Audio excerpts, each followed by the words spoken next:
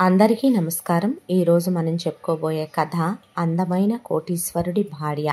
కథలోకి వెళ్ళబోయే ముందు మీరు కనుక మన ఛానల్ని ఫస్ట్ టైం చూస్తున్నట్లయితే తప్పకుండా మన ఛానల్ని లైక్ చేయండి, షేర్ చేయండి, సబ్స్క్రైబ్ చేయండి, బెల్ ఐకాన్ క్లిక్ చేసి ఆల్ అనే బటన్ని ప్రెస్ చేయడం మర్చిపోకండి. ఈ కథ ఆల్రెడీ 2 పార్ట్లు అప్లోడ్ చేసి ఉన్నాయి. ఇది 3వ భాగం. కథని ఎవ్రీ పార్ట్ మిస్ అవ్వకుండా వినండి. ఈ కథ చాలా బాగుంటుంది. పర్సనల్గా నాతో కూడా కంటతడి పెట్టించిన అద్భుతమైనటువంటి కథ ఇదే. మనసుని హత్తుకునేలా ఉంటుంది. విని ఆనందించండి. కథని ఎక్కడ స్కిప్ చేయకుండా వినండి. మరి కథలోకి వెళ్ళిపోదామా? ఒక కిడ్నాపరు రంజితకి ఫోన్ చేశాడు. ఫోన్ చేస్తే ఈలోపు రంజిత వాళ్ళు పోలీసులకు ఫోన్ చేద్దాం అనుకుంటూ ఉండగా ఇక లాగి చంపబెట్టి కొట్టేసరికి అమ్మా అనే రంజిత కూతురు అనేసరికి పోలీసులకు ఫోన్ చెయ్యాలనుకున్నా, ఈ విషయం బయటికి చెప్పాలనుకున్నా మర్యాదగా డబ్బులు మాకు మేము చెప్పిన చోటికి పంపించకపోయినా మీ కూతురు శవమే మీ దగ్గరకు వస్తుంది అనేసరికి రంజిత షాకులో కూర్చుండిపోయింది. కరెక్ట్గా అదే టైంకి రఘునాథరావు అలాగే ఇంట్లో నుంచి ఆఫీస్కి వెళ్ళిన మిగతా మగవాళ్ళందరూ మురళి తప్ప అందరూ వచ్చారు. చిన్నోడేడండి అని అడిగింది బాలామణి. వేరే పని మీద నేనే పంపించాను, వేరే ఆఫీస్ వర్క్ మీద. ఏంటి అని అడిగాడు ఆయన. ఇలా పెద్ద మనవరాల్ని కిడ్నాప్ చేశారంట, ఇలా జరిగిందంట దేవుడా అనే బాలామణి కూర్చుండిపోతే పోలీసులకి ఫోన్ చేస్తే సరిపోద్దిగా అనే ఒకవైపున శ్రీకాంత్ శ్రీనాథ్ అంటుంటే వాడు పిల్లని కొడుతున్నాడురా, చంపేస్తానన్నాడురా, 20 కోట్ల రూపాయల కోసం అని చెప్పి ఇప్పుడు పిల్ల ప్రాణాల మీదకి తీసుకురమ్మంటారా ఏంట్రా అని బాలామణి శోకాలు పెడుతూ కూర్చుండిపోయింది. ఆ తర్వాత పోనీ చిన్నోడు బయటికి వెళ్ళాడుగా, వాడొచ్చిన తర్వాత పోలీసులతో మాట్లాడి వాడు మూవ్ చేయించి పాప ఎక్కడుందో ఆచూకీ తెలుసుకుంటాడులేమ్మా అన్నాడు రఘునాథరావు. నాన్న నీ కాళ్ళు పట్టుకుంటాను, ఇప్పుడు మీనమేషాలు లెక్కించేంత టైం ఉందా నాన్న వాడు 20 కోట్ల రూపాయలు అడిగాడు, మీరు నాకు ప్రాపర్టీలో షేర్ పెడతానన్నారు, లెక్కలు తర్వాత చూసుకోవచ్చు, బిచ్చగత్తెనే అడుక్కుంటున్నాను అనుకో నాన్న, ఒక్క 20 కోట్ల రూపాయలు నా బిడ్డ ప్రాణం కాపాడుకోవటానికి నాకు ఇవ్వు నాన్న, నీ దండం పెడతానని రంజిత రఘునాథరావు కాళ్ళ మీద పడిపోయింది. దాంతో వయసుకొచ్చిన ఆడపిల్ల మావయ్య గారు మీకు దండం పెడతాను అని అడిగాడు సురేష్. అడిగేసరికి ఆయన ఇక అప్పటికప్పుడు 20 కోట్ల రూపాయలు లిక్విడ్ క్యాష్ తెప్పించి ఎవరినైనా పంపిద్దాం పోలీస్ ఇన్ఫార్మర్నే అంటే ఈలోపు మళ్ళీ వీళ్ళ ఫోన్ వచ్చింది. మీ ఇంటికి సంబంధించిన మనిషి ఎవరైనా రావాలి అని అంటే చిన్నోడు ఉంటే చిన్నోడిని పంపించేవాళ్ళం, ఇప్పుడు చిన్నోడు కూడా లేడుగా కాబట్టి ఎవరు వద్దు, నా కూతురు కోసం నేనే వెళతాను, ఆ బ్యాగ్ ఇటు ఇవ్వండి అని చెప్పి సురేష్ ఆ బ్యాగ్ తీసుకున్నాడు రంజిత చేతిలో నుంచి. తీసుకున్న తర్వాత ఇదంతా పైన నుంచొని మోహన చూస్తూ నిలబడిన తర్వాత సురేష్ కారు తీసుకొని వాళ్ళు రమ్మనమని చెప్పినటువంటి లొకేషన్ దగ్గరికి డ్రైవ్ చేసుకుంటూ అలా వెళ్తూ ఉండగా ఓ ఫారెస్ట్ ఏరియా దగ్గరికి వెళ్ళిన తర్వాత ఇంకక్కడి నుంచి రూట్ లేదు. కార్ ఆపిన తర్వాత బ్యాగ్ తీసుకొని రమ్మనమని చెప్పారు. కొంత దూరం వెళ్ళిన తర్వాత ఇక అక్కడి నుంచి అలా నడుచుకుంటూ వెళ్తే ఆ అడవి మధ్యలో నిర్మానుష్యంగా ఉంది. అక్కడ ఒక పాడుబడిపోయిన రూమ్ ఉంది. ఆ రూమ్లో తీసుకొచ్చి ఆ 20 కోట్ల బ్యాగు పెట్టమనమన్న తర్వాత మా పాప అంటే ముందు మూసుకొని పెట్టరా అన్నారు. అన్న తర్వాత ఆ బ్యాగు అక్కడ పెట్టాడు సురేష్. లైటు బ్లింక్ అవుతుంది, ఎలుగుతుంది, ఆరుతుంది. చుట్టూ జంతువుల ఇక అరుపులు, కీచురాళ్ళ అరుపులు, చీకటి పడిపోయింది, కేకారణ్యం. అదే సెల్ ఫోన్లో లైట్ ఆన్ చేసుకొని ఇక్కడి నుంచి నువ్వు వెళ్ళు, ఆ తర్వాత అన్నాక మా పాప అనేసరికి మూసుకొని వెళ్ళరా అని ఫోన్ చేసిన తర్వాత ఫోన్ అలా పట్టుకొని సురేష్ బయటికి వస్తూ ఉండగా ఇక సెల్ ఫోన్లో ఛార్జ్ అయిపోయి లైట్ ఆఫ్ అయిపోయింది. లైట్ ఆఫ్ అయిపోయిన తర్వాత అక్కడి నుంచి అలా నడుచుకుంటూ వస్తూ ఉండగా వెనక నుంచే బలమైనటువంటి ఇటుకిరాళ్ళు తీసుకొని తల మీద పెట్టి కొట్టారు. కొట్టేసరికి ఆ దెబ్బల నుంచి తప్పించుకుంటూ అడవిలో ఎటు పరిగెడుతున్నాడో తెలియకుండా ఇక గొడ్డళ్ళు తీసుకొని సురేష్ని నరుకుతూ 20 గొడ్డళ్లతో నరికిన పోట్లు, 10 చోట్ల కత్తితో పొడి చేసిన పోట్లు, అలాగే ప్రాణం ఉగ్గపట్టుకొని నడుస్తూ ఉన్న ఒక చోటకు వచ్చేసరికి మనిషి ఇక ఆపకుండా కత్తిపోట్లు పొడిచి గొడ్డలతో నరికేసేపాటికి కుప్పకూలిపోయాడు సురేష్. ఆ తర్వాత అడవిలో సురేష్ శవం ఎక్కడో నడి మధ్యలో ఒక చోట పడిపోయింది. పడిపోయిన తర్వాత ఈ విషయం ఇంట్లో వాళ్ళకి తెలియక ఇక మరొక వైపున ఎవరో కారులో పాపను తీసుకొచ్చి పాపని ఒక గోతంలో కట్టి ఇంటి ముందు ఇసిరేసి వెళ్ళారు. పరిగెత్తుకుంటా వెళ్ళి గోతం విప్పి పిల్ల చెంపలు వాయించేసింది రంజిత. అసలు నువ్వు స్కూలుకి వెళ్ళిన దానివి, స్కూల్లో నుంచి ఎందుకు బయటకు వచ్చావే పనికి మాలిందానా అనేపాటికి అమ్మ వచ్చిన కారు మందే అమ్మ, కార్ నెంబరు మన కార్ నెంబరేనమ్మా, కాకపోతే కారుకి కలర్ పెయింట్ వేరేది వేయించుకొచ్చామని కొత్త డ్రైవర్ని అపాయింట్ చేశామని ఒకడు వచ్చాడమ్మా, దాంతోనే కారు ఎక్కాను అని చెప్పింది పిల్ల.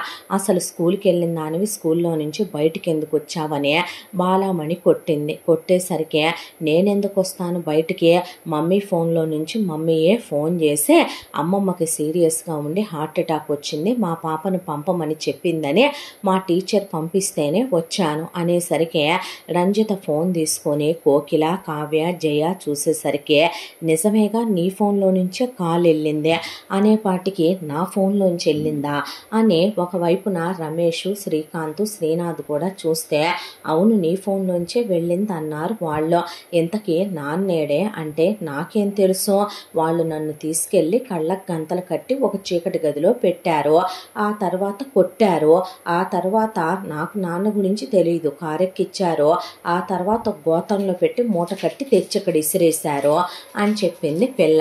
ఆ తర్వాత పని వాళ్ళకు సైగ చేస్తే పిల్లని లోపలికి తీసుకెళ్ళిపోయిన తర్వాత ఇంతకీ వెళ్ళిన సురేష్ ఆ రోజు రాత్రంతా ఇంటికి తెల్లారి ఏమయ్యాడా అని ఇంట్లో ఉన్న వాళ్ళకి బ్రెయిన్ పనిచేయక ఇక ఆ రోజు అర్ధరాత్రికి మురళి వచ్చి ఇదే విషయం జరిగిందని తెలుసుకొని ఎందుకు కంగారు పడ్డావక్క, అంత టెన్షన్ పడేటం ఎందుకు, పోలీసులకు ఫోన్ చేస్తే సరిపోయేది కదా, నువ్వు ఉండరా, పిల్ల దొరికి నా మొగుడు రాలేదని నేను ఏడుస్తుంటే నువ్వు పోలీసులు అంటావు, డబ్బు పోతే పోయిందిరా అని చెప్పి రంజిత టెన్షన్ పడుతుంటే ఇప్పటికైనా పోలీసులకు చెప్పక తప్పుద్దా ఏంటని పోలీసులకు ఫోన్ చేశాడు మురళి. దాంతో పోలీసులు వచ్చి రంగంలోకి దిగిన తర్వాత వాళ్ళు ఆ అడవిలో పడి ఆ ఫోన్ సిగ్నల్ వచ్చేంత వరకు వెతుక్కుంటూ వెళ్ళి అక్కడి నుంచే ఆ ఫోను పడిపోయి ఫోన్ వరకు దొరికింది. ఆ తర్వాత అక్కడి నుంచి వెతుక్కుంటూ పోయి 3 రోజులు పడి ఎతికితే కుళ్ళిపోయి పురుగులు పట్టిపోయి ఒక చోట సురేష్ శవం దొరికింది. అది సురేష్దా కాదా అని చెప్పి మొత్తానికి తీసుకెళ్ళి DNA చేయించాక ఆ శవాన్ని తెచ్చి రంజితకి అప్పచెప్పి పోలీసులు ఇలా జరిగిందనే కేసు అనుమానాస్పద మృతని రాసుకొని సంతకం పెట్టించుకొని ఇన్వెస్టిగేషన్ చేస్తామని చెప్పి వాళ్ళు వెళ్ళిపోయారు. వాళ్ళు వెళ్ళిపోయిన తర్వాత ఇక రంజిత కూర్చుండిపోయింది. బాలామణి పెద్ద కూతురికి పసుపు కుంకాలు పోయినాయి, అల్లుడు పోయాడు, పెద్ద కూతురు ముండ మోసి మొగుడు చచ్చింది అయిపోయిందని అలా కూర్చుండిపోయేసరికి మోహన పైన నుంచి ఇదంతా అలా బేలగా ఉన్న కళ్ళతో పిచ్చిదానిలాగా కిందకి చూస్తుంటే ఒక్కసారిగా శవం మొహం మీద నుంచి అలా క్లాత్ పోయేపాటికి మోహన తల పక్కకి తిప్పేస్తే ఇంకా బాడీని ఉంచి చేసేదేముంది, తీసేద్దాం పదమని ఒకవైపున సురేష్ వాళ్ళ పేరెంట్స్ వాళ్ళు వచ్చి ఏడుపు కార్యక్రమాలు అయిపోయాక క్రిమేషన్ చేయించి వచ్చేసారు. మొత్తానికి రంజిత విడోగా మిగిలిపోయింది. ఆ తర్వాత ఇలా మళ్ళీ ఒక 3-4 నెలల టైము అలా గడిచిపోయిన తర్వాత ఆ ఇంట్లో ఒకళ్ళకి మరొకళ్ళకి ఓవర్ బాండింగులతో ఉండేలాగా బాలామణి ఏమీ పిల్లల నలుగురిని మరీ సెంటిమెంటల్గా ఏమీ ఆవిడ పెంచలేదు. దాంతో రంజిత మొగుడు సురేష్ పోతే బాధ రంజితదే. ఆ రోజున సురేష్ పోయాడని బాధపడ్డారు, తర్వాత ఇలా జరిగిందని బాధపడ్డారు. మహా అయితే నెల 2 నెలలు కాలంతో ఏదైనా కాలగర్భంలో కలిసిపోద్ది. సురేష్ పోయి కూడా 3 నెలలు అయిపోయింది కాబట్టి ఈలోపు బాలామణి రెండో కూతురు కోకిలదే పెళ్లి రోజు వచ్చింది. పెళ్లి రోజు ఏర్పాట్లు చాలా ఘనంగా చేసి మ్యారేజ్ యానివర్సరీ చేసుకుంటున్నారు. రెండో కూతురు కోకిల, రెండో కొడుకు రమేష్. ఇక పోయిన బాధలో నుంచి బయటకు రావాలి అనే దాంతో పెద్ద కూతురు కూడా బాగా రెడీ అయ్యి పిల్లల్ని తీసుకొని ఎటు ఇంట్లోనే కాబట్టి బయట లాన్లో పార్టీ అవుతుంది, వెళ్ళి ఆ పార్టీ దగ్గర హాజరయ్యింది. హాజరైన తర్వాత నువ్వు రారా అని అడిగాడు మురళి. అడిగితే మోహన ఏమీ మాట్లాడలేదు. అయినా మోహనని కూడా రెడీ చేయించి తనే తీసుకెళ్దాం అనుకొని చెయ్యి పట్టుకున్న మోహన చెయ్యి విదిలించేసి అలా మంచం మీద మూలకు వెళ్ళి కూర్చుంది. సరేలేమ్మనమని మురళి వెళ్ళి ఒక చైర్లో అలా కూర్చున్నాడు రఘునాథరావు పక్కన. ఇక వచ్చే గెస్టులు, వెళ్ళే గెస్టులు, దాంతోపాటు బాలామణి అందరినీ ఇన్వైట్ చేస్తూ బాలామణి పట్టుచీర కట్టుకొని ముస్తాబయ్యే ఆడవాళ్ళందరూ వీళ్ళు కాస్త మందు తీసుకుంటూ ఒకవైపున కోకిల, రమేష్ డాన్సులు వేస్తూ ఎంజాయ్ చేస్తూ పార్టీ హడావిడిలో మునిగిపోయి ఉండి మగ ఆడ తేడా లేకుండా వీళ్ళు కూడా ఇక స్మోకింగుల్లో, డ్రింకింగుల్లో మునిగిపోయారు. రఘునాథరావు, మురళి ఇద్దరు చెరో ఫ్రూట్ జ్యూస్ గ్లాసు పెట్టుకొని కూర్చున్నారు అక్కడ. ఇక ఇలా ఉండగా ఎక్కడి నుంచి అంటుకున్నాయో, ఎలా అంటుకున్నాయో కానీ ఇంట్లో ఉన్నటువంటి కర్టెన్స్కి నిప్పు అంటుకుంది. నిప్పు అంటుకునే పాటికి అమ్మో పిల్లలున్నారు లోపల అని చెప్పి కొంతమంది ఇక మగాళ్ళైనా వెళ్ళాలి అనే దాంతో ఇక రంజిత పిల్లల కోసమని, కోకిల పిల్లల కోసమని ఇక కోకిల భర్త రమేష్, అలాగే శ్రీకాంత్, శ్రీనాథ్, దాంతోపాటు మోహన్ని బయటికి తీసుకురావాలనే దాంతో మురళి లోపలికి పరిగెత్తుకుంటూ వెళ్ళారు. వెళ్ళిన తర్వాత ఆ అంతా దాంట్లో కూడా ఇక అందరూ ఒకళ్ళ తర్వాత ఒకళ్ళు పిల్లలతో సహా సేఫ్గా బయటపడ్డారు. అమ్మయ్య అనుకుంటూ ఉండగానే ఇల్లంతా వాళ్ళ కళ్ళెదురుగానే ఆల్మోస్ట్ వీళ్ళు ఫైర్ వాళ్ళకు ఫోన్ చేసే వాళ్ళు వచ్చి నీళ్లు కొట్టేలోపే ఇల్లు ఆల్మోస్ట్ చాలా వరకు తగలబడిపోయింది. వాల్యుబుల్స్ వరకే కొన్ని బయటికి తీసుకురాగలిగారు. పోతే పోయిందిలే బిడ్డలు సేఫ్గా బయటకు వచ్చారు అని బాలామణి అనుకుంటూ ఉండగా నా మొగుడేడి అంది కోకిల. అనేసరికి అదేంటే పిల్లల్ని తీసుకొని వస్తానన్నాడుగా అంది రంజిత. నాన్నేడే అంటే మాకేం తెలుసమ్మా, మమ్మల్ని మురళి మావయ్య తీసుకొచ్చాడు అనేసరికి తమ్ముడు బావేడ్రా అనేసరికి అదేంటక్క బావు మాకన్నా ముందే వచ్చాడుగా అన్నాడు శ్రీకాంత్, శ్రీనాథ్.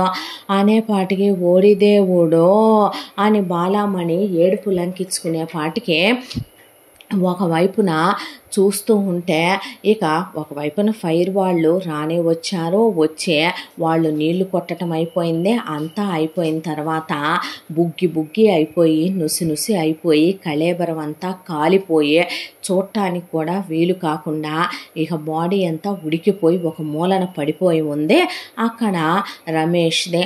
దాంతో అది చూసిన కోకిల కూర్చుండిపోయింది. బాలామణి నెత్తిన గుడ్డేసుకొని మాట కూడా రాలేదు గొంతులో నుంచే.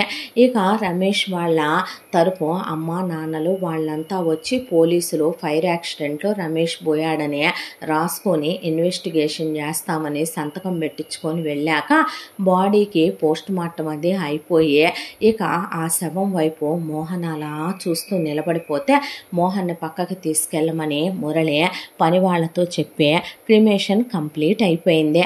క్రిమేషన్ కంప్లీట్ అయ్యాక ఇంకా ఈ కొంపలో ఏముందని ఉండటానికి అని వెంటనే రఘునాథరావు ఆల్రెడీ వేరే చోట వాళ్ళ కన్స్ట్రక్షన్లోనే ఒక చోట విల్లాలు రెడీ అవుతున్నాయి. దాంట్లో ఆయన ఒక పెద్ద విల్లాలోకి ఫ్యామిలీని షిఫ్ట్ చేసేయమని చెప్పాడు. చెప్తే ఫ్యామిలీ మొత్తం ఆ విల్లాలోకి వెళ్ళిపోయారు. వెళ్ళిపోయిన తర్వాత ఒకవైపున పెద్ద కూతురు రెండో కూతురు ముండ మోసి మొగుళ్ళు చచ్చే అలా కూర్చున్నారు అనే దిగులతో బాలమణి ఇప్పుడు నా కూతుళ్ళు బతికేంటి, వీళ్ళకి మళ్ళీ సంబంధాలు చూసి పెళ్ళిళ్ళు చేయాలా, ఇప్పుడు మళ్ళీ కొత్త అల్లుళ్ళని ఎత్తుక్కోవాలా అనే బుర్ర పనిచేయక అలా కూర్చుండిపోయింది. అలా కూర్చుండిపోయే ఆలోచనల్లో కాలం అలా గడిచిపోతూ వెళ్ళిపోతూ 6 నెలల కాలం గడిచిపోయింది. గడిచిపోయాక ఒకరోజు పెద్ద కోడలు కావ్య వచ్చి అత్తయ్య పెద్ద వదిన రెండో వదిన దిగుల్లో కూరుకుపోయారు. ఒకప్పుడు మన ఇంట్లో సంతోషాలు ఆనందాలు తప్ప, పార్టీలు ఫంక్షన్లు తప్ప, బాధలు దుఃఖాలు అంటే ఎలా ఉంటాయో కూడా మనం ఎరుగము. ప్రైవేట్గా బీచ్ దగ్గర ఒక హౌస్ ఉందంట. ఆ హౌస్ దగ్గరికి మనం వెళదాం. అక్కడ కనీసం ఒక వారం 10 రోజులు ఉంటే ఈ వాతావరణంలో నుంచి కాస్త బయటికి రావచ్చు. ఫ్యామిలీ మొత్తం వెళదాం అత్తయ్య అని అడిగింది కావ్య. అడిగితే వదిన వాళ్ళు కూడా వెళదాం అంటున్నారు. వాళ్ళు కూడా జరిగిపోయిన వాటిల్లోంచి బయటికి రావాలి కదా అని కావ్య అనేసరికి బాలమణి కూతుళ్ళ వైపు చూస్తే వెళదాం అన్నట్టు తలూపారు. దాంతో జరిగిపోయిన ఏదైనా కాలంతో పాటు కడిగిపోక తప్పదు కదా. దాంతో ఇక రఘునాథరావుతో బాలమణి వెళదామంటే కనీసం జరిగిపోయిన బాధన్నా కొంత మర్చిపోవచ్చు అంటే నీ ఇష్టం అన్నాడు ఆయన. అన్న తర్వాత బాలమణి, రఘునాథరావు, పెద్ద కూతురు రంజిత 2 పిల్లలు, రెండో కూతురు కోకిల 2 పిల్లలు, పెద్ద కొడుకు శ్రీకాంత్, పెద్ద కోడలు కావ్య వాళ్ళ 2 పిల్లలు, శ్రీనాథు భార్య జయ వాళ్ళ 2 పిల్లలు, ఆ తర్వాత మోహన పర్సనల్ పని మనుషులు 3, మురళి కలిసి మొత్తానికి ఆ బీచ్ హౌస్ దగ్గరికి వెళ్ళారు. ఆ బీచ్ హౌస్ దగ్గరికి వెళితే అక్కడ స్పెషల్గా ఒక చెఫ్ ఉంటాడు. ఎవరికి నచ్చిన ఫుడ్ వాళ్ళకి ప్రిపేర్ చేసిస్తాడు అతను. దానికి తోడు అదే చుట్టూ సరివి చెట్లు, సరుగుడు చెట్లు, వాటితో పాటు అక్కడ ఇక ఈక్లిసాయిల్ చెట్లు అవన్నీ ఉన్నటువంటి ఒక బీచ్ ప్లేస్. అదే బాగా డబ్బున్న వాళ్ళు బుక్ చేసుకునేటటువంటి బీచ్ హౌస్. లక్షల్లో దానికి రోజుకు రెంటే పే చేయాలి. పెద్ద లంకంత ఇల్లు అదే. దాంట్లో దాదాపు ఒక 30 రూములే ఉన్నాయి. దానికి తోడు ఆ చుట్టూ నిర్మానుష్యమైన చిమ్మ చీకటే. అది దాటితే బీచ్. అక్కడ చాలామంది డబ్బున్న వాళ్ళు పార్టీలు ఫంక్షన్లు చేసుకోవటానికి, దాంతోపాటు కొంతమంది wife and husband honeymoon time spend చేయటానికి అక్కడ ప్రైవేట్గా ఏకాంతంగా గడిపిన ఎవరు వచ్చి డిస్టర్బ్ చేయనంత సెక్యూర్డ్గా ఉంటాయి అక్కడ ఉండేటటువంటి బీచ్ హౌసెస్. దాంతో వీళ్ళు వెళ్ళి ఎవరి గదుల్లో వాళ్ళు, రఘునాథరావు ఆయన బాలమణి ఒక గదిలో, రంజిత ఒక గదిలో, కోకిల ఒక గదిలో, రంజిత పిల్లలు ఒక గదిలో, కోకిల పిల్లలు ఒక గదిలో, శ్రీకాంత్ కావ్య ఒక గదిలో, శ్రీనాథు జయ ఒక గదిలో దిగాక మోహన మురళి ఒక గదిలో దిగారు. దిగిన తర్వాత పనివాళ్ళు ఎప్పట్లాగానే మురళి రూమ్ ముందే ఉంటారు కాబట్టి వాళ్ళు మోహన పనులన్నీ చూసుకుంటూ, మిగతా పనివాళ్ళను కూడా ఒక 4-5 తీసుకెళ్తే వీళ్ళు పర్సనల్ పనులు చూసుకునే వాళ్ళు వాళ్ళ పనులు వాళ్ళు చూసుకుంటూ ఉన్నారు. అయితే ఆ తర్వాత ఇలా ఒక 2-3 రోజుల కాలం గడిచిపోయింది. కాస్త పరిస్థితుల నుంచి బయటకు వస్తూ ఇప్పుడిప్పుడే కాస్త కుదుట పడుతోంది బాలమణి మనసు. రఘునాథరావు గారు అలా కాస్త టెర్రస్ మీద బయట కూర్చుని ఆయన అలా సన్ రైజ్ని చూస్తూ సన్సెట్ని చూస్తూ బుక్స్ చదువుకుంటుంటే మురళి మోహనని వెంట పెట్టుకొని బీచ్ దగ్గరికి తీసుకెళ్ళి ఆమె కాళ్ళు ముద్దు పెట్టుకొని ఇసుక కాళ్ళ మీద పోసి పిచ్చికి గుళ్ళు కట్టి ఆమె పేరు అక్కడ పెట్టి మనకి ఇలా పిల్లలు పుడతారని చెప్పి ఆ అమ్మాయికి దగ్గర అయ్యి క్లోజ్ అయ్యి ఇంటిమేట్ అవ్వాలని నానా తాపత్రయపడుతున్నాడు మురళి. ఇక ఇటువైపున చూస్తే రంజిత కోకిల వాళ్ళ జీవితాలు ఏంటా అని ఆలోచించుకుంటూ బాలమణి కూతుళ్ళకి మళ్ళీ ఇప్పుడు అల్లుళ్ళని తేవాలి, కొత్త ఎదవల్ని ఎక్కడి నుంచి పట్టుకురావాలా అనే ఆలోచనలో బాలమణి. పిల్లలు జరిగిపోయిన వాటన్నిటి నుంచి పాపం త్వరగా బయటకు వచ్చేది ఏంట్లో నుంచైనా పిల్లలే కాబట్టి ఆడుకుంటూ ప్రపంచాన్ని మర్చిపోయి వాళ్ళు ఇలా ఉండగా శ్రీకాంత్ ఎంతైనా సరే అలాంటి ప్లేస్కి వచ్చినప్పుడు మగవాళ్ళ మనసు పరిపరి రకాల సుఖాల్ని కోరుకోవటం కామన్ కాబట్టి తను చాలా ఖరీదైనటువంటి ఒక ప్రాస్టిట్యూట్ని పిలిపించుకున్నాడు. ఆ ప్రాస్టిట్యూట్కి ఒక రోజుకి 10 లక్షల రూపాయలు, అంత అందంగా ఉంటుంది ఆ అమ్మాయి. అయితే ఆ అమ్మాయిని తీసుకొని తను ఆ బీచ్ హౌస్లో ఉన్న ఏ రూమ్లోనూ ఆ అమ్మాయితో క్లోజ్గా ఉండలేడు. ఎందుకంటే అక్కడ తండ్రి తమ్ముళ్ళు ఉన్నారు, ప్లస్ అక్కలు అమ్మ ఉన్నారు. అందరికన్నా పెద్ద ఏలియను తన పెళ్ళాం ఉంది. అసలే శ్రీకాంత్ విషయంలో పెళ్లికి ముందే శ్రీకాంత్ కావ్యతో, శ్రీనాథ్ జయతో ఇంటిమేట్ అయ్యే ఉన్నారు కాలేజ్ డేస్లోనే.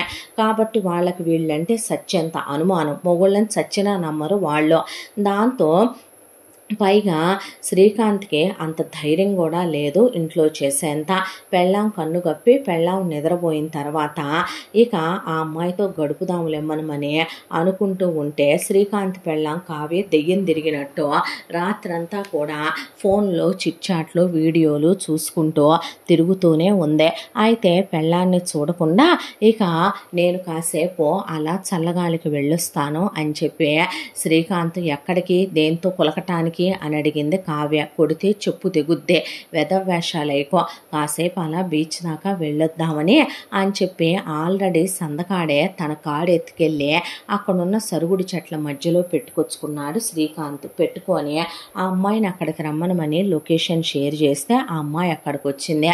వచ్చిన ఆ అమ్మాయి మీద పడిపోయి ఆ అమ్మాయిని కారు బ్యాక్ డోర్ తీసి కారు సీట్లోకి తోసేసి ఆ కారు సీట్లోనే ఆ అమ్మాయితో క్లోజ్ అవుతూ ఇంటిమేట్ అవుతూ బట్టలు మొత్తం తీసి బయటకి ఇసిరేశాడు శ్రీకాంత్. ఇసిరేసి ఇద్దరు న్యూడ్గా ఉన్న సిచ్యువేషన్లో ఒకవైపున ఇక్కడ బాలామణి నిద్ర పట్టక కూతుళ్ళ గురించి ఆలోచించుకుంటూ రఘునాథరావు గారు ఆయన బుక్ చదువుకుంటూ ఒకవైపున రంజిత పోయిన మొగుడు గురించి, రాబోయే కొత్త మొగుడు గురించి, కోకిల అలాగే ఆలోచించుకుంటూ పిల్లలందరూ నిద్రపోయి ఈ ఎదవ ఎక్కడికి వెళ్ళాడు నా మొగుడు ఎదవ, ఈ టైంలో బీచ్కి వెళ్ళటం ఏంటి వీడు చల్లగాలనే అనుమానంతో కావ్య శ్రీనాథ్ని మూసుకొని పడుకో నువ్వు ఎదవేషాలై బాకో ఏందా తాగుడు అని జయ ఒకవైపున మురళి మోహనని గుండెల మీద పడుకోబెట్టుకొని ఆమె నిద్రపుచ్చుతో పనివాళ్ళను కూడా పడుకోమని చెప్పాడు. ఆ తర్వాత అలా రాత్రి పొద్దుగూకుతూ వెళ్ళిపోతోంది. ఈలోపు అక్కడ ఆ అమ్మాయితో ఇంటిమేషన్లో మునిగిపోయాడు శ్రీకాంత్.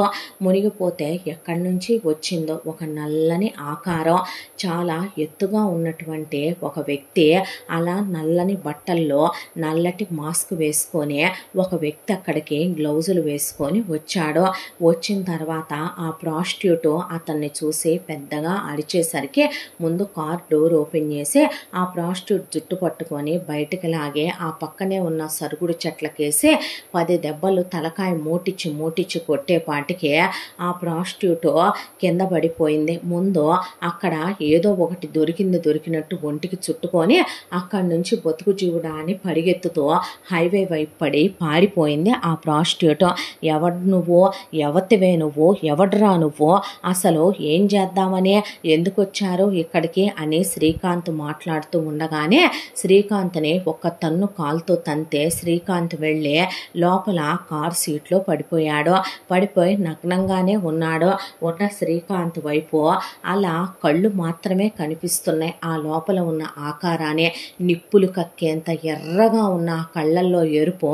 అలా చూస్తూ శ్రీకాంత్ ఎవరు మీరు, మీకు దండం పెడతాను, మీకేం కావాలి, డబ్బులు కావాలా అని అంటూ ఉండగానే కారు డోర్ మూసుకుపోయి కార్ డోర్లు మొత్తం లాక్ అయిపోయినాయి.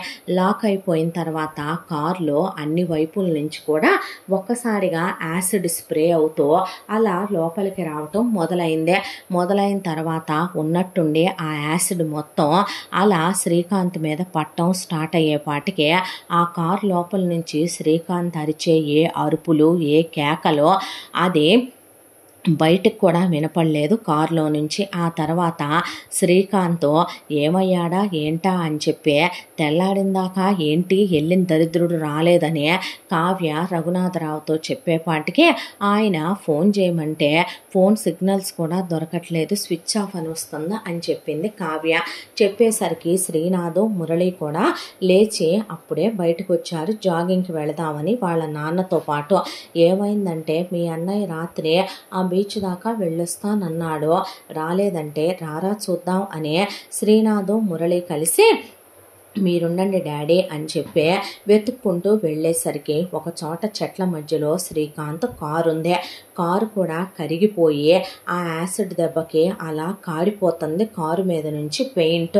ఆ కారు దగ్గరికి వెళ్ళాలన్నా వీళ్ళు ధైర్యం చేయలేక జరిగిన విషయం చెప్పి పోలీసులకు ఫోన్ చేస్తే అతి కష్టం మీద వాళ్ళు ఇక అన్నీ కేర్ తీసుకునేటటువంటి పర్సన్స్ తీసుకొని వచ్చి ఆ కార్ అంతా ఓపెన్ చేసేసరికి లోపల ఫ్లెష్ కూడా లేదు శ్రీకాంత్దే.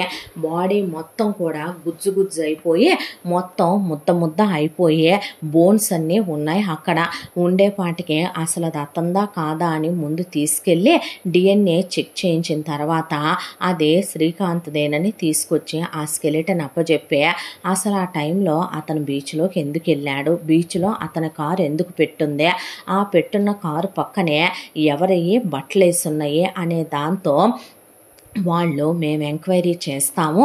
ఇలాంటివన్నీ మీ పెద్ద పెద్ద వాళ్ళ ఇళ్లలో మగపిల్లలు చేయటం కామనే అయినప్పటికీ కూడాను సార్ ఇలాంటి చోటుకి వచ్చినప్పుడు దట్టు మీ ఇంట్లో ఆల్రెడీ 2 మర్డర్లు జరిగే ఉన్నాయి. ఒకటి మీ పెద్దల్లుడిదే, ఒకటి మీ రెండో అల్లుడిదే. అనుమానాస్పదంగా అతను అలా చనిపోయాడు ఫైర్ యాక్సిడెంట్లో.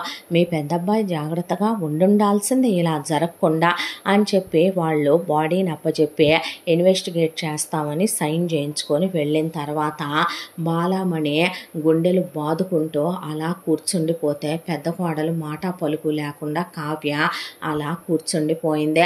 రఘునాథరావు దగ్గరికి వెళ్ళి బాలామణి అల్లుళ్ళు పోతే మళ్ళీ కూతుళ్ళకి అల్లుళ్ళు తెచ్చుకోవచ్చు, పోయింది నా పెద్ద కొడుకు అండి, నా కడుపు కాల్చిపోయాడు నా పెద్ద కొడుకు, మీకు తలకొడి పెట్టాల్సినోడు పోయాడనే బాధ కూడా లేదా, కన్నీళ్లు కూడా రావా మీ కళ్ళల్లో నుంచే, ఏం మనిషి అండి మీరు అనే బాలామణి ఏడుస్తూ ఉంటే అమ్మా నాన్న పోయారు, నేను ఏడ్చానా, పెద్దల్లుడు పోయాడు నేను ఏడ్చానా, రెండో అల్లుడు పోయాడు నేను ఏడ్చానా, ఏడిస్తే చనిపోయిన వాళ్ళు తిరిగి వస్తారా, వస్తారని చెప్పు, మరి నువ్వు ఏడుస్తున్నావుగా బ్రతికి వస్తారా అనేపాటికే అసలు ఇంత ఎమోషన్లెస్గా రూత్లెస్గా ఎలా ఉండగలవు నాన్న అనేసరికి ఏం మాట్లాడుతున్నారు మీరు, ఇదే ఎమోషన్ పడే నేను ఏడ్చినంత మాత్రాన బాధపడినంత మాత్రాన తిరిగి పోయిన వాళ్ళు వస్తారా, పిచ్చేమైనా పట్టిందా మీకు, మీకు నచ్చినట్టు మీ లైఫ్ మీకు ఇష్టం వచ్చినట్టు మీరు చేసుకోండి అన్నాను నేను,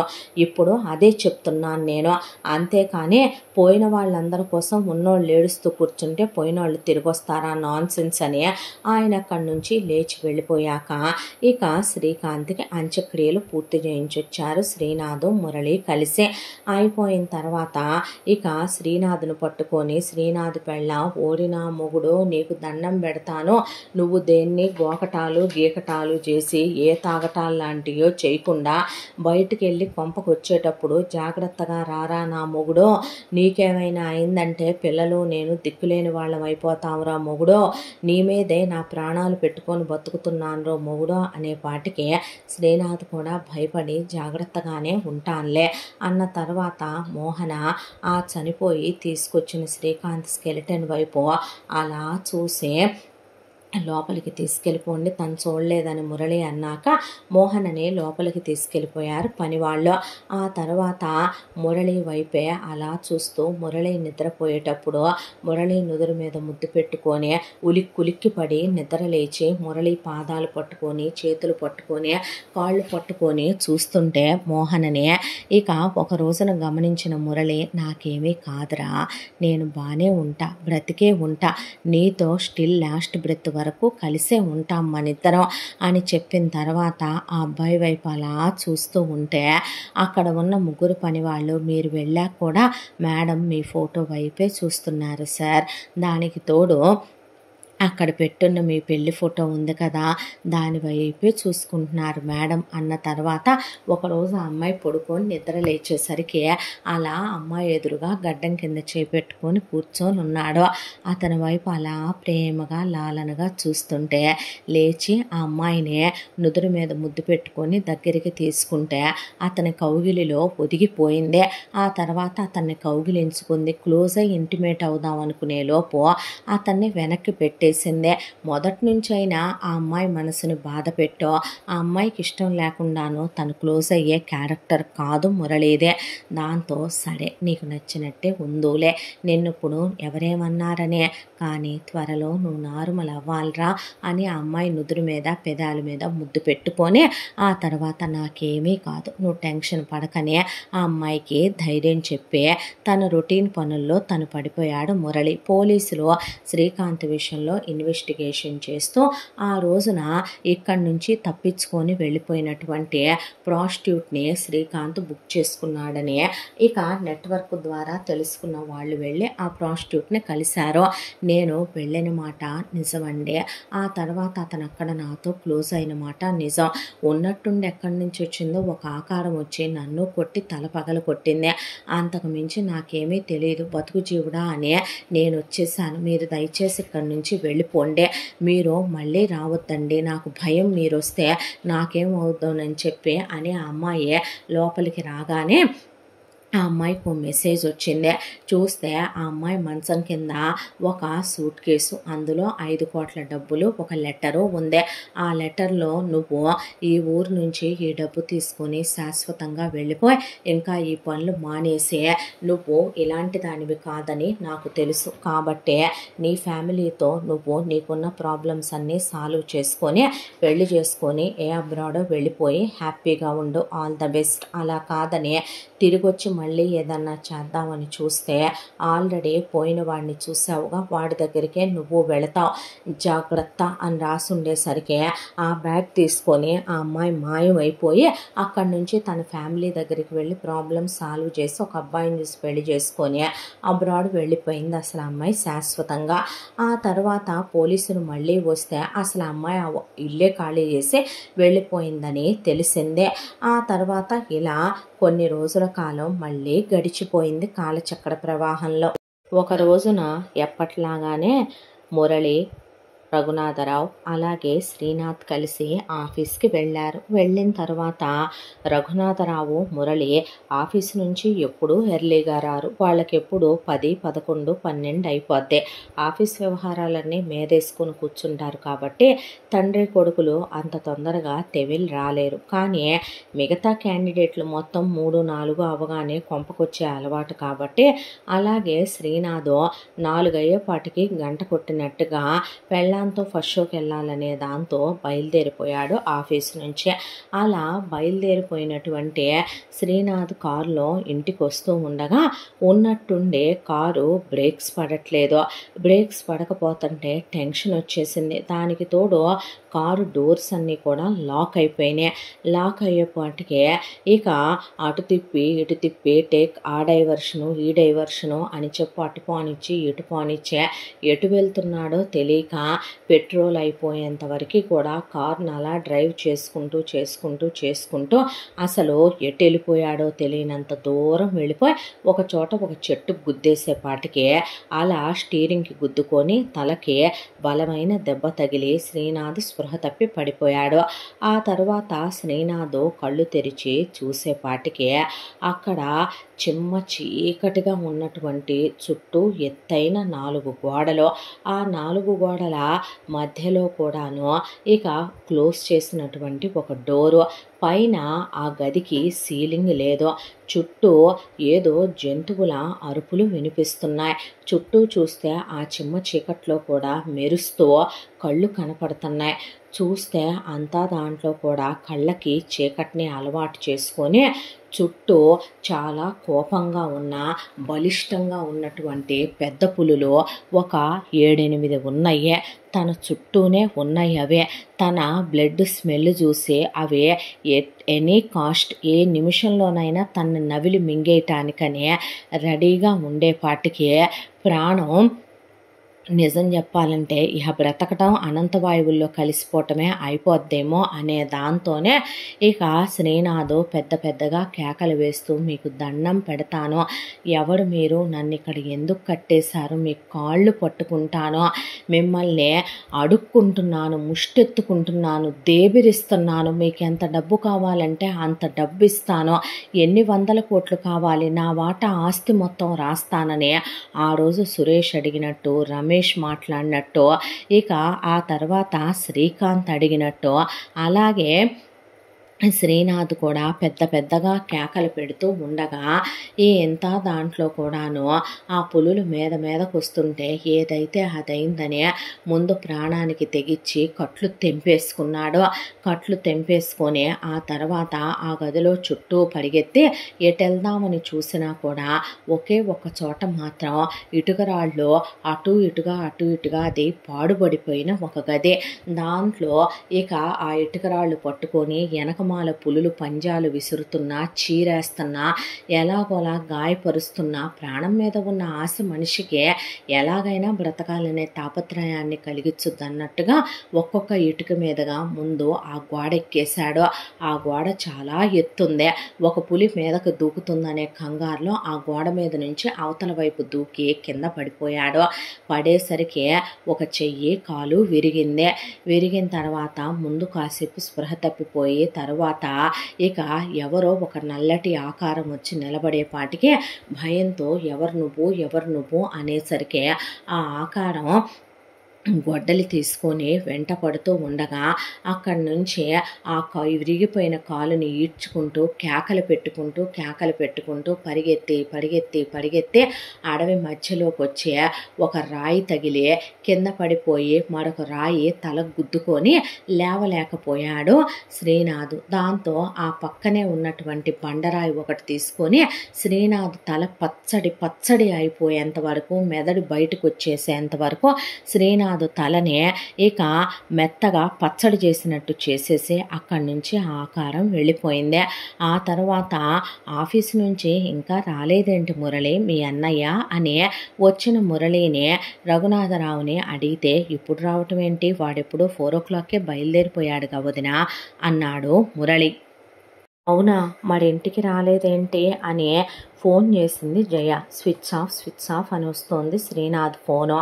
అయితే ఈలోపు కంగారు అనిపించేసి, అత్తయ్య ఆయన ఫోన్ స్విచ్ ఆఫ్ వస్తుందంటే వెంటనే పోలీసులకి ఫోన్ చేశారు. పోలీసులు రంగంలోకి దిగి ఇక అలా శ్రీనాథ్ ఫోన్ లొకేషన్ పట్టుకొని వెళితే కొంత దూరం వెళ్ళేపాటికి అక్కడ కారులో ఫోను, కారుకి యాక్సిడెంట్ అయ్యే కారు వరకు కనిపించింది. ఆ తర్వాత అక్కడి నుంచి పోలీస్ కుక్కలను పెట్టి వెతుకుతూ వెళ్తే ఒక అడవి, ఆ అడవిలో ఒక గది, ఆ గదిలో కొన్ని పులులు ఉన్నట్టుగా సౌండ్ వినపడింది. ఆ పులులేమైనా తినేసినయా అని అలా ఆ అడవి మార్గం చుట్టూ వెతుక్కుంటూ వెళితే గోడ పక్కన రక్తపు మడకలు కనపడ్డాయి. ఆ రక్తపు మడకలు పట్టుకొని వెతుక్కుంటూ వెళ్ళేసరికి ఒక దగ్గర తలంతా ఛిద్రమైపోయి ఒక చోట శ్రీనాథ్ శవమేనా ఇది, అవునా కాదా అనేది తెలియక DNA టెస్టులు చేయించి కానీ పోలీసులు కూడా కన్ఫర్మ్ చేయలేకపోయారు. ఆ తర్వాత ఆ శవాన్ని అలా ఇన్వెస్టిగేషన్ చేస్తాం అని చెప్పి వాళ్ళు ఎప్పట్లాగానే రాసుకొని అనుమానాస్పద మృతి కింద ఇక జై చేత సంతకం పెట్టించుకొని శవాన్ని అప్పగించేసి వెళ్ళిపోయారు. వెళ్ళిపోయేసరికి ఆ శవము మొహం మీద గుడ్డ తీసింది బాలామణి. మోహన అలా నుంచొని చూసి అంది ఒక్కసారిగా. అనేసరికి మురళి మోహన కళ్ళు మూసేసి గట్టిగా పట్టుకొని గుండెలకి హత్తుకొని తనే గదిలోకి తీసుకెళ్ళి టాబ్లెట్ వేసి పడుకోబెట్టి పనివాళ్ళు ముగ్గురిని మోహన దగ్గరే ఉండమని చెప్పేపాటికి నా కడుపు కాలిపోయింది, నా 2 కొడుకులు పోయారు.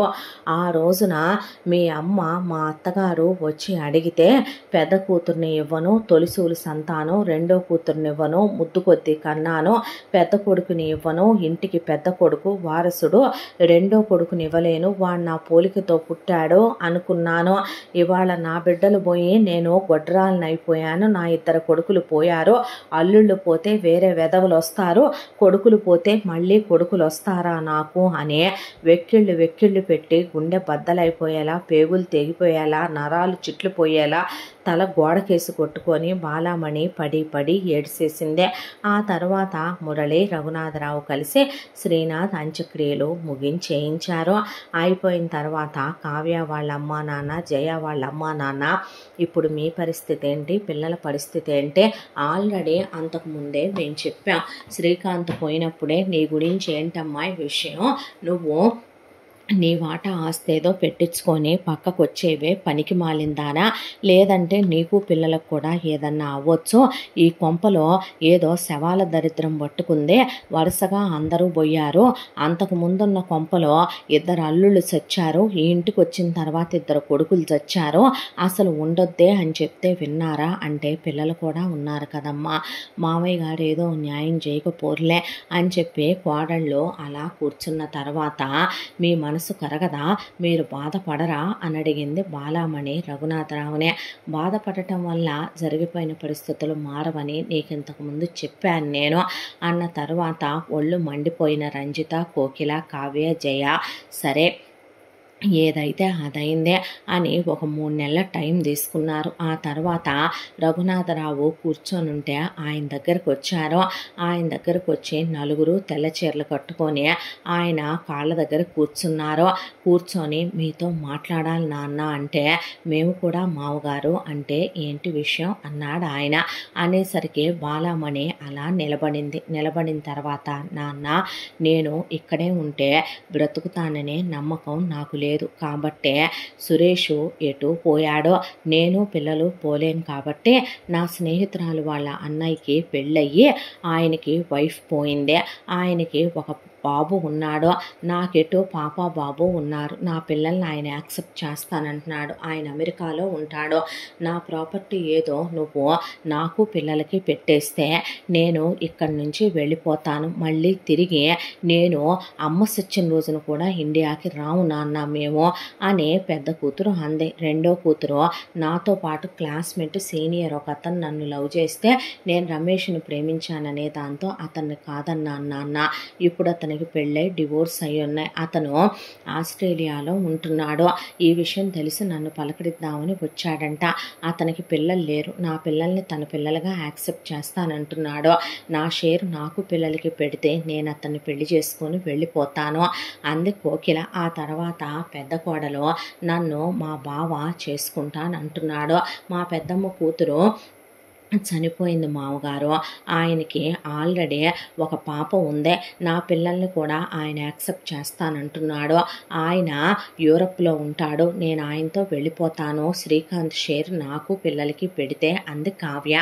ఆ తర్వాత జయ, నేను ఇంటర్మీడియట్ చదువుకునేటప్పుడు నా క్లాస్మేట్ ఒక అతను ఉన్నాడు, అతను జర్మనీలో ఉంటున్నాడు, అతనికి వైఫ్ పిల్లలు ఒక యాక్సిడెంట్లో పోయారంట, అనాథ అయిపోయాడు, నా అనేవాళ్ళు లేరు, అతను ఈ మధ్య నాతో కాంటాక్ట్లోకి వచ్చాడు 3 months బ్యాక్ శ్రీనాథ్ పోయాక, ఇంకా అతనికి నా మీద ఫీలింగ్స్ ఉన్నాయి, నన్ను రమ్మనమన్నాడు, నేను నా షేర్ నాకు ఇస్తే శ్రీనాథ్దే పిల్లల్ని తీసుకొని వెళ్ళిపోతాను అని అడిగింది జయ. దాంతో సరే మీ ఇష్టం అని రఘునాథరావు లాయర్ని రమ్మనమని ఇక కూతుళ్ళిద్దరికీ వాళ్ళకి రావలసిన వాటాలు, కోడళ్ళిద్దరికీ చనిపోయిన కొడుకుల తాలూకా వాటాలు తీయించి అందులో ఒక్కొక్క వాటా 3 షేర్లు వేసి 3 షేరుల్లో కూడా ఒక వాటా రంజితకి, 2 వాటాలు రంజిత పిల్లలకి, ఒక వాటా కోకిలకి, 2 వాటాలు కోకిల పిల్లలకి, అలాగే కావ్యకి 1, పిల్లలకి 2, జైకి 1, పిల్లలకి 2 అని ఆయన వేసేసి వాళ్ళ పత్రాలు వాళ్ళ కాగితాలు వాళ్ళకి అప్పచెప్పే, ఎక్కడికి వెళ్ళినా జాగ్రత్తగా ఉండండి, అప్పుడప్పుడు ఫోన్ చేస్తూ ఉండండి అమ్మా అని చెప్పాడు ఆయన. చెప్పిన తర్వాత ఆయన ఆశీర్వాదం తీసుకొని పిల్లల్ని ఆయన కాళ్ళ మీద పడేయించి వాళ్ళకి రావాల్సిన నగ నట్ర మొత్తానికి కూడా ట్యాక్స్ కట్టి బయలుదేరుతుంటే, ఎక్కడికే మీరు వెళ్ళేది, మీకు పెళ్ళిళ్ళు చేసి ఇల్లరికం అల్లుళ్ళని తెచ్చి ఇంట్లోనే పెట్టుకుంటా, నా కళ్ళ ముందే మా కొడుకులు పోతే మా కొడుకుల జ్ఞాపకాలతో ఉండాలి, కానీ మీరు మళ్ళీ ఇంకో పెళ్లి చేసుకొని వేరే వాళ్ళతో కులుకుతారా అని బాలామణి అనేసరికి 2 కూతుళ్ళు 2 కోడళ్ళు పడేసి బాలామణి జుట్టంతా పీకి కొరికి పెట్టి గిచ్చి పెట్టి కళ్ళల్లో కారం కొట్టి పడేసి తుక్కురాకు కొట్టి, అసలు నువ్వు అమ్మవేనా, నువ్వు అత్తవేనా, నువ్వు మా మంచి కోరుకోవాలి. ఒకవైపున ఒకళ్ళ తర్వాత ఒకళ్ళు ఇంట్లో పోతున్నా ఇంకా మమ్మల్ని ఉండమంటావంటే ఏం చేయమంటావే? మా శవాల మీద కూడా పడి ఏడుద్దాం అనుకుంటున్నావా దరిద్రపు దానా అనే వాళ్ళ నలుగురు పిల్లల్ని తీసుకొని సూట్ కేసు తీసుకొని వెళ్తూ రే మురళి, ఇక మిగిలింది మగవాళ్ళల్లో నాన్న సంగతి తీసి నువ్వొక్కడివే. నువ్వు పోయినా ఈ ముదరష్టపది బాధపడదు. ఈ వయసులో కూడా నాన్న నువ్వు పోతే ఇది ఇంకో పెళ్లి చేసుకొని అవసరమైతే ఇంకో 2 పిల్లల్ని కానీ మళ్ళీ కాపురం వెలగబెట్టే రకం ఇదే. ఆ మోహన ఆల్రెడీ పిచ్చిదైపోయిందే. ఇప్పుడు నువ్వు పోయి అది విధవైతే దాన్ని చూసేవాళ్ళు కూడా ఉండరు. నా మాట విని ఏ అబ్రాడ్ కంట్రీకో నాన్న నువ్వు కూడా ఇక్కడ ఉన్న వ్యాపారాలన్నీ అమ్మి పడేసి ఆ ఇంట్లో ఫైర్ యాక్సిడెంట్ అయిందని ఈ ఇంటికి తెస్తే చావు లాగినయ్యా నాన్న. తమ్ముడు కూడా లేకుండా పోతాడు. అవును మావగారు, మరిదిని కూడా ఎందుకు పైకి పంపటం, తోడుకోడలు ఉసురు పోసుకోవటం. ఆ అమ్మాయికి ఎటు బోల్డంత ఆస్తుంది, మంద కూడా అమ్మేసి అబ్రాడ్ కంట్రీకి తీసుకొని వెళ్ళిపో నాన్న, తమ్ముడిని మరదల్నే అని చెప్పి ఆ పని చెయ్యండి మావగారు అని కోడళ్ళు కూడా చెప్పి ఆయన దగ్గర ఆశీర్వాదం తీసుకొని వెళ్ళిపోయారు. వెళ్ళిపోయిన తర్వాత ఇదంతా చూస్తూ మోహన అలా నిలబడింది మురళి వైపు.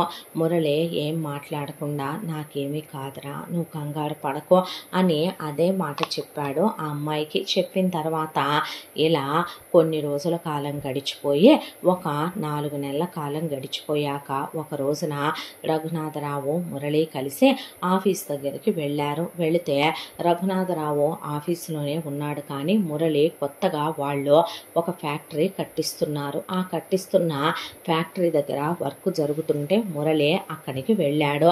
ఇక ఇంట్లో ఒకవైపున మోహన, 3 పనివాళ్ళు, దాంతోపాటు కింద మామూలుగా పనిచేసుకునే పనివాళ్ళు బాలామణి మిగిలారు.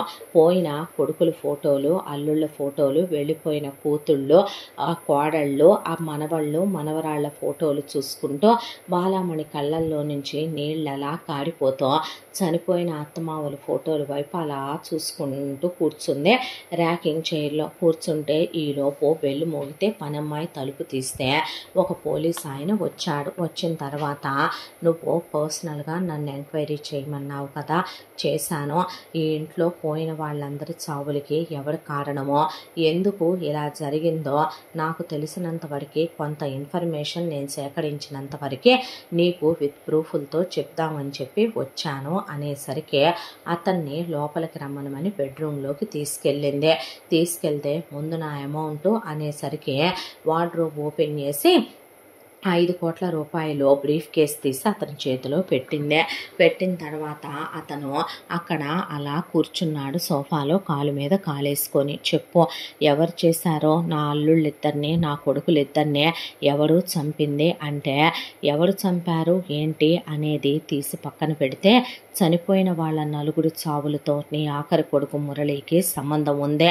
ఎందుకంటే అక్కడ చనిపోయిన వాళ్ళ 4 దగ్గర నీ ఆఖరి కొడుకు సంబంధించిన బ్లడ్ మార్క్స్, దాంతోపాటు నీ ఆఖరి కొడుకు సంబంధించిన వెంట్రుకలు ఏదో ఒకటి అక్కడ పడి కొన్ని ప్రూఫ్స్ నాకు దొరికాయి. వాటిని తీసుకెళ్ళి ల్యాబ్ టెస్టులు చేయించి డిఎన్ఏలు కూడా చేయించే నేను ఆల్రెడీ వాటికి సంబంధించిన టెస్టులన్నీ పూర్తి చేసుకొచ్చాను. వీటన్నిటితో పాటు నీ ఆఖరి కొడుక్కి ఈ మర్డర్స్కి ఏదో సంబంధం ఉందే. మేబీ మీ ఆఖరి అబ్బాయే వాళ్ళ 4 చంపేసి ఉండొచ్చేమో, నీ అల్లుళ్ళిద్దరిని అలాగే నీ కొడుకులిద్దరినీ కూడాను అన్న తర్వాత బాలామణి కళ్ళు ఎర్రగా అయిపోయినాయి. ఇది నువ్వు నన్ను కనుక్కోమన్న ఇన్ఫర్మేషను, మరి కనుక్కొని చూస్తూ ఊరుకున్నావే, తీసుకెళ్ళి జైల్లో పడేయకుండా. ఏమని పడేయమంటావు జైల్లో తీసుకెళ్ళి? నేను తీసుకెళ్ళి జైల్లో పడేయడానికి నా దగ్గర కరెక్ట్ ప్రూఫ్లు లేవు. దొరికిన దాన్ని బట్టి, నేను చేసిన ఇన్వెస్టిగేషన్ బట్టి, నాకు తెలిసిన విషయాలను బట్టి నేను నీకు చెప్పాను. ఏ రకమైనటువంటి ప్రూఫ్లు దొరికినాయని తీసుకెళ్ళి మీ అబ్బాయిని నేను నిరూపించి జైల్లో వేయగలను అనుకుంటున్నావు? మేబీ అసలు అతను చేశాడన్నదే నాకున్నటువంటి 90% అనుమానం. మిగతా విషయాలు నువ్వే తెలుసుకొని బయట పెడితే ఒక్క ఫోన్ కాల్ చేయి, వచ్చి ఏం చేయాలో అది చేస్తాను నేనని అనగానే ఆ పోలీస్ అతను అక్కడి నుంచి వెళ్ళిపోయాడు. పోలీస్ అతను రావటం, అత్త మాట్లాడటం, గదిలోకి వెళ్ళటం, అతను వెళ్ళిపోవటం అన్నీ మోహన్ పై నుంచి చూస్తూనే ఉంది. ఆ తర్వాత బాలామణి కళ్ళు ఎర్రగా అయిపోయినాయి. మోకాళ్ళ మీద కూర్చొని వెక్కిళ్ళు పెట్టి ఏడ్చింది. కడుపు మీద కొట్టుకుంది, గుండెల మీద కొట్టుకుంది, జుట్టంతా పీకేసుకుంది, మొహం అంతా గిచ్చేసుకుంది. ఆ తర్వాత వెంటనే వచ్చి గోడ మీద ఉన్న వాళ్ళందరి ఫోటోలు చూసి ఇక ఏం చెయ్యాలో ఏం చేస్తానో మీకు ఈ రోజుతో మీరే చూస్తారు అని బాలామణి మొత్తానికి తన రూమ్లో ఉన్నటువంటి రివాల్వర్ తీసుకొని మురళికి ఫోన్ చేసి ఎక్కడున్నావురా అని అడిగితే, ఇక్కడ మంది కొత్తగా ఫ్యాక్టరీ ఉంది కదా మమ్మీ, అక్కడ వర్క్స్ చేయిస్తున్నాను అని చెప్పిన తర్వాత ఇమీడియట్గా నువ్వు ఇంటికి బయలుదేరరా, నాకు ఇక్కడ పని ఉందమ్మా, నేను రావటానికి టైం పట్టుద్ది, మేబీ ఇంకో 3-4 hours వర్క్ ఉంది నాకు అన్న తర్వాత నేను నీతో అర్జెంటుగా మాట్లాడాలి, రమ్మనమంటున్నానా అనేసరికి అంత అర్జెంట్ అయితే నువ్వే రా మమ్మీ, నువ్వు రావడానికి పట్టేదే మహా అయితే గనక ఓ 40 to 50 minutes ట్రాఫిక్ ఉంటే 1 hour, దానికి నేను రావటం ఎందుకు, ఇక్కడికి వస్తే పీస్ఫుల్గా మాట్లాడుకోవచ్చు కదా అని చెప్పిన తర్వాత కరెక్టేలే, కొన్ని పనులు నువ్వు చేసిన వేలోనే నేను చేస్తే కానీ ఇదవ్వదు అని చెప్పి బాలామణి ఇంటి దగ్గర నుంచి ఒక్కటే నేనే డ్రైవ్ చేసుకుంటాను లెమ్మనమని డ్రైవర్ని తనే బయలుదేరిన తర్వాత అలా కొంత దూరం వచ్చేపాటికి బాలామణి కారు బ్రేక్ డౌన్ అయిపోయి కారు ఆగిపోయేసరికి దిగి కారుని కాలుతో తన్ని చెత్త కారు అని చెప్పి ఇక క్యాబ్ బుక్ చేద్దామంటే షిట్ అని ఇంట్లోనే ఫోన్ మర్చిపోయి వచ్చింది మురళితో మాట్లాడి హడావిడిలో. దాంతో రివాల్వర్ తీసుకొని బొడ్లో పెట్టుకొని ఇక వేరే అటుగా వెళుతున్న ఒక క్యాబ్ని ఆపితే క్యాబ్ వాడు ఆపకుండా వెళ్ళేపాటికి ఒక ఆటో అతను వచ్చి ఆపాడు. సడేనని ఆ ఆటో ఎక్కి ఆ కన్స్ట్రక్షన్ జరుగుతున్న చోటు దగ్గరికి బాలామణి వెళ్ళే ఈ 1 hourలోనే ఆల్రెడీ అక్కడ పుడుకు కూడా లేకుండా మొత్తం అక్కడున్న జనాలు మొత్తం ఖాళీ అయిపోయి ఇక పైన ఉన్నటువంటి మురళి బేస్మెంట్లో ఉన్నటువంటి ఒక ప్లేస్లోకి వచ్చి అక్కడ ప్లాన్స్ చూస్తుంటే బయట స్టార్టింగ్ కన్స్ట్రక్షన్ జరిగే దగ్గర ఒక వాచ్మెన్ మాత్రం ఉంటే బాలామణి అక్కడ ఉన్న వాచ్మెన్తో లోపలే ఎవరున్నారో అందరూ వెళ్ళిపోయారమ్మా, ప్లాన్ లేవో చూస్తున్నారు మురళీ బాబు గారు అని చెప్తే సడేలే అని చెప్పి ఆటో వాడిని లోపలికి పోనిమ్మని ఆటో ఆపాక వాడి మొహాన 10,000 రూపాయలు కట్టకొట్టి వెళ్ళిపోమని చెప్పింది. ఆ తర్వాత మురళిని వెతుక్కుంటూ ఆ బేస్మెంట్లోకి స్టెప్స్ దిగుతూ కిందకు వచ్చింది బాలామణి. వచ్చేసరికి ఏంటి మమ్మీ అన్నాడు మురళి. అనేసరికి మురళి చంపలు వాయించేసి బాలామణి ఎందుకు చేసావురా ఇలా, వాళ్ళు నిన్ను ఏం చేశావురా, నీకేం అన్యాయం చేశావురా, నీకేం అపకారం చేశావురా, సొంత తోడబుట్టిన అక్కల పసుపు కుంకాలు తుడిచేస్తావా, అలా ఎలా పెద్ద బావని నరికి పొడిచి చంపాలనిపించిందిరా, రెండో బావని అలా ఎలా అగ్నికి ఆహుతి చెయ్యాలనిపించిందిరా, సొంత అన్నయ్య నీతో పాటు తోడబుట్టినవాడు రక్తం పంచుకున్నవాడు అని కూడా లేకుండా వదినల బొట్లు తుడిపేసి పెద్దన్నయ్యని అలా యాసిడ్ పోసి తగలబెడతావా, వాడే కళేబరం కూడా చివరికి ఎముకలు గూడైపోయేలాగా రెండో వాడి తల పచ్చడి చేసి చంపేస్తావా, అసలు నువ్వు మనిషివా మృగానివా, ఎలా చేయగలిగావురా ఇలా, నీకు బ్రతికే అర్హత లేదు, నువ్వు బ్రతకటానికి వీలు లేదు అని రివాల్వర్ తీసుకొని అలా ఆ అబ్బాయి వైపు పెట్టేపాటికి ఏం మాట్లాడుతున్నావు మమ్మీ, నేను చంపటం ఏంటి, నీకేమైనా పిచ్చి పట్టిందా, బావల్ని నేనెందుకు చంపుతానమ్మా, బావలు నీ 2 కొడుకులు లాంటి వాళ్ళైతే మా నక్కలకి భర్తలైతే అదేంటమ్మా, నాకు అన్నయ్యలు లాంటి వాళ్ళైతే అన్నయ్యల్ని నేనెలా చంపుతానమ్మా, నా రక్తం పంచుకు పుట్టిన వాళ్ళైతే నీ కన్న కొడుకులైతే మేమందరం నీ కొడుకునే పుడితే అక్కల పసుపు కుంకాలు ఎలా తుడిచేస్తానో, అన్నయ్యల్ని చంపి వదినల్ని ఎందుకు అలా చేస్తానో, పిల్లల్ని తండ్రి లేని వాళ్ళని ఎందుకు అలా చేస్తానో అంటూ ఉండగా బాలామణి కళ్ళు మూసుకొని రివాల్వర్తో షూట్ చేసేపాటికి ఆ రివాల్వరు పేలట్లేదు. చూస్తే దాంట్లో గుళ్ళు లేవు.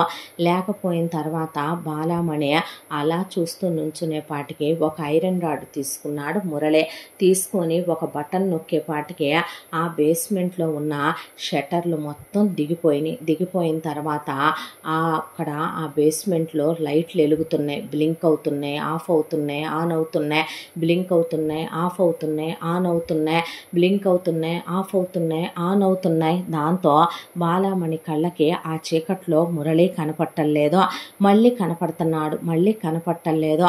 దాంతో ఐరన్ రాడ్ తీసుకొని మురళి ఇక బాలామణిని కొట్టేసరికి నోట్లో నుంచి బొళక్కుమని బ్లడ్ వామిటింగ్ అయిపోయి నిలబడలేక మనిషి కాళ్ళ మీద కొట్టేపాటికి మెడ నరాల మీద పెట్టి కొట్టేపాటికి ఒక స్తంభానికి ఆనుకొని కూర్చుండిపోయే, ఒరే నేను నీ కన్న తల్లినిరా, వాళ్ళని ఎలా కన్నానో నిన్ను అలాగే కన్నానురా, ఎలా పొట్టన పెట్టుకున్నావురా అక్కల మొగుళ్ళని, ఎలా అన్నయ్యల్ని చంపగలిగావురా నీ చేత్తో, ఎలా నా కడుపులో చిచ్చు పెట్టగలిగే నా కడుపు కాల్చావురా నువ్వు, ఎలా ఇంత అన్యాయం చేయగలిగావురా అనేపాటికి ఒక్కసారిగా అక్కడ ఓ పెద్ద ఫ్లాష్ లైట్ వచ్చి బాలామణి మురళి ముఖాల మీద పడుతూ లైట్ ఆన్ అయిందే.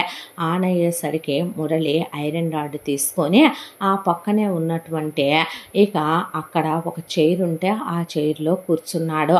కూర్చొని అలా తన మోచేతిలో కాళ్ళ మీద పెట్టుకొని ఐరన్ రాడ్ని అలా తన అరిచేతుల కింద పెట్టుకొని కూర్చొని, ఏంటే మళ్ళీ చెప్పు అని, నువ్వు తల్లివా, నీకు నీతి జాతి నీతి నిజాయితీ లాంటి వాటికి స్పెల్లింగ్ అయినా తెలుసంటే నువ్వు నీ బ్రతుకు ఎక్కడ మొదలయ్యావే నువ్వు? అడుక్కు తినే అమ్మా నాన్నలకి కనీసం 3 పూట్ల అన్నం కూడా లేని, ఒళ్ళు సిగ్గుదాచుకోవటానికి బట్టలు కూడా లేని ఫ్యామిలీలో పుట్టావు నువ్వు. అలాంటి నిన్ను నాన్న చదివిన చదువేంటి? ఉన్నంతలోనే వాళ్ళకి 25 ఎకరాల పొలం, ఇల్లు వాకిలి ఉంటే గుణవంతురాలైనటువంటి సుగుణాల రాసైన కోడలు కావాలనుకుని నానమ్మ తాతయ్య నిన్ను కోడలుగా తెచ్చుకున్నారు. నీ బతుకంతా నువ్వు అక్కడుండి నల్లేరు మీద పిల్లిలాగా నువ్వు నాన్నతో నటించావు. ఆ తర్వాత నానమ్మ తాతయ్యలతో నీలో ఉన్న ఒరిజినాలిటీలు బయటికి రానివ్వకుండా యాక్ట్ చేశావు. తర్వాత నాన్న బిజినెస్ పెట్టడం, నాన్న సిటీకి వెళ్ళేటప్పుడు నానమ్మ తాతయ్య రామనేసరికి వేడా విరగడైపోయిందని మనసులో అనుకొని పైకి వాళ్ళని రమ్మనమని రామంటే ఒక్కసారి అడిగి వదిలేసి ఊరుకున్నావు. ఆ తర్వాత సిటీకి వచ్చాక నీకు పిల్లల్ని కనాలనే ఆశ కోరిక ఉండి ఆ మాట నాన్నతో నువ్వు చెప్తే నాన్నగారి ముందు నువ్వెక్కడ దేబిరిచ్చినట్టు అయిపోద్దో అనే దాంతో నానమ్మ నోట ఆ మాట పలికిచ్చావు. ఇంతటితో అందమైన కోటీశ్వరుడి భార్య కథ 3వ భాగం పూర్తి. ముగింపు భాగంతో మళ్ళీ కలుసుకుందాం. తప్పకుండా మన ఛానల్ని లైక్ చేయండి, షేర్ చేయండి, సబ్స్క్రైబ్ చేయండి, బెల్ ఐకాన్ క్లిక్ చేసి ఆల్ అనే బటన్ని ప్రెస్ చేయడం మర్చిపోకండి. ఇంత మంచి కథని మనకు అందించిన కథా రచయిత్రి జి. యామిని శ్రీనివాస్ గారు. ముగింపు భాగంతో మళ్ళీ మీ ముందుకు వస్తాను. Thank you so much.